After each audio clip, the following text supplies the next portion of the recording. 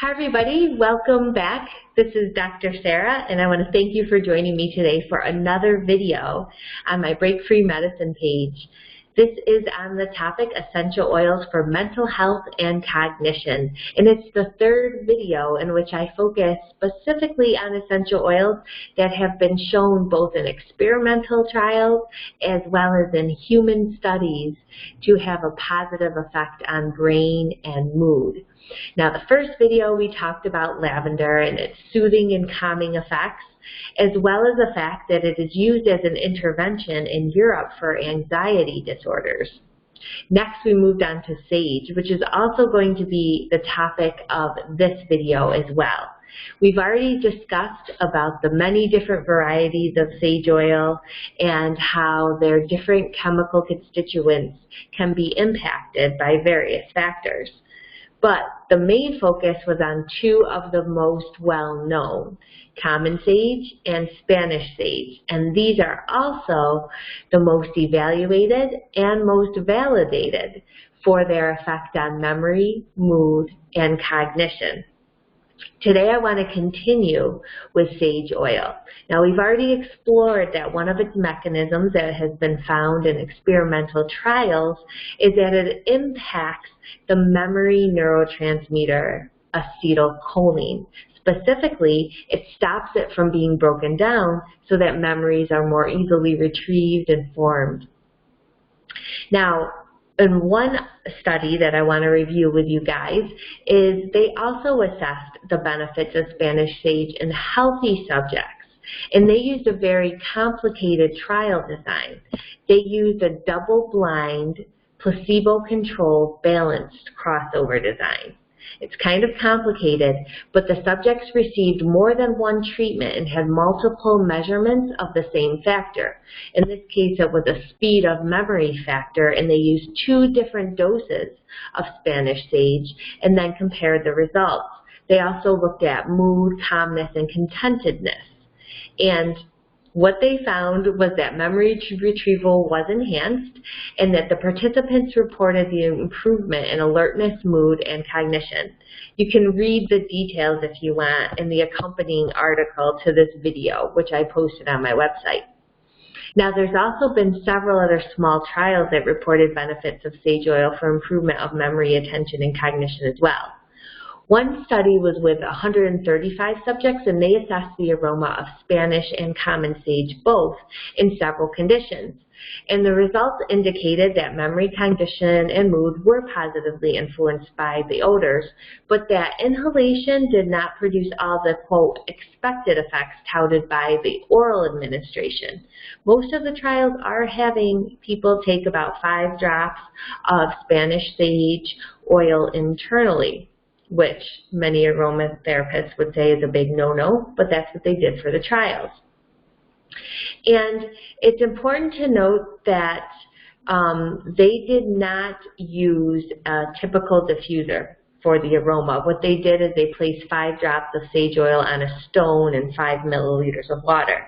And if you guys are followers of me or if you're new, you want to check out the link in the accompanying article about atomizer diffusers.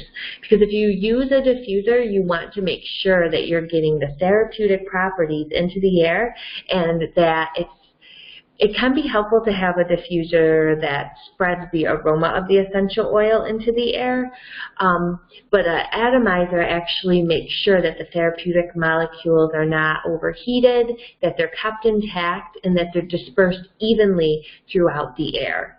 And that's where you'll get the most beneficial effects of the essential oil and the most bang for your buck. So that could be a caveat of why they didn't experience all or as deep of a power of the study as they would have had somebody take in it internally. And we know that there's odor receptors found throughout the whole body, not just our nose. So taking an essential oil topically or internally goes a long way, as well as inhalation. All right, I'm a little bit offside here on topic, but anyways, I also have a whole chart that you can click on from a comprehensive review of sage oil in general, sage oil the plant, and it summarizes many of the studies discussed already in these 2 videos that use sage essential oil. And I just want to bring your attention to the last study cited as reference 22. It has an error in dosage. It mentioned that the trial used 25 milliliters. Now, anybody that knows essential oils knows that's got to be an error, or there's some pretty sick experimenters with subjects, because a 15 milliliter bottle is about the most and the largest that you can get of an essential oil, and you usually use 1 to 3 drops of that essential oil. So 25 milliliters a shot is a pretty hefty dose. They meant 25 ULs, which is about 5 drops of essential oils. All right, now on to practical tips and safety, because we've now explored that people would most likely want to use sage oil because there's a lot of attention issues going around out there. Now, I've already debunked the scare tactics reported on some of the isolates found in sage oil, specifically more in common sage, thujine, and camphor, which are very itty bitty percentages. And the reports on the toxicity were mostly overdose studies. So, in fact, studies have shown that the safety of sage oil is indeed well supported.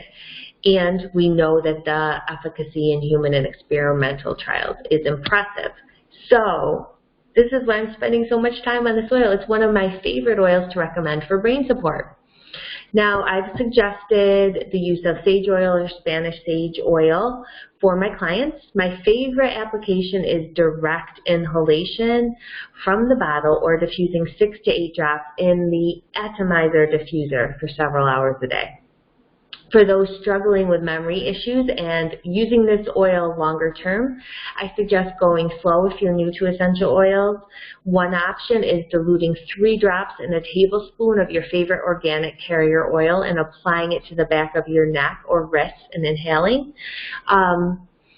You want to make sure it's organic because essential oils are carriers, they're lipid soluble, and you don't want to be using toxic materials and full of petrochemical lotions on your skin and having the essential oils drive those in further. You'll get a rash and you'll be mad at me. Don't do it. Use a nice organic coconut oil, olive oil, or your favorite oil. Now, this can be done a few times a day. Many of the trials I say are about 0.25 milliliters, which is about 5 drops. So I tend to err on the side of caution until I know how somebody is responding to essential oils. So you also want to make sure, if you're new to my channel, which I've gotten a couple new subscribers, so thank you. You want to make sure that you're checking out the safety tips on essential oils that are posted on most of my article pages and also found in my essential oils database. And there's also, in the first article, I talked about making sure you get a good quality, what determines the quality and characteristics that are found in your sage oil. Basically, the quality of it as well as the manufacturing practices and the environment that sage oil was found or made from. You always want to check with your doctor and become educated about essential oil safety before implementing anything.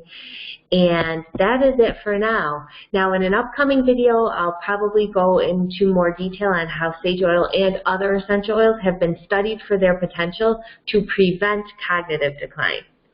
The implications for this are incredible for neurological disorders, which are exploding in our environment right now, especially the cases for Alzheimer's. If you want a sneak peek, I do have a link to the overview article, a summary that shows all the different mechanisms in which essential oils can help support the brain and prevent cognitive decline. Now, I'm going to try to keep posting over the summer, but I have a lot of other projects and some other things that I've committed to that I need to work on. So if you haven't subscribed to my e-newsletter, you will want to, because I will definitely be keeping up with that and at least popping into my subscribers and sharing some quick e-tips, if not maybe even highlighting some past articles that you can only get into if you have a special Dr. Sarah password. So, yeah, special. But it's free. Everybody can do it. You just got to sign up.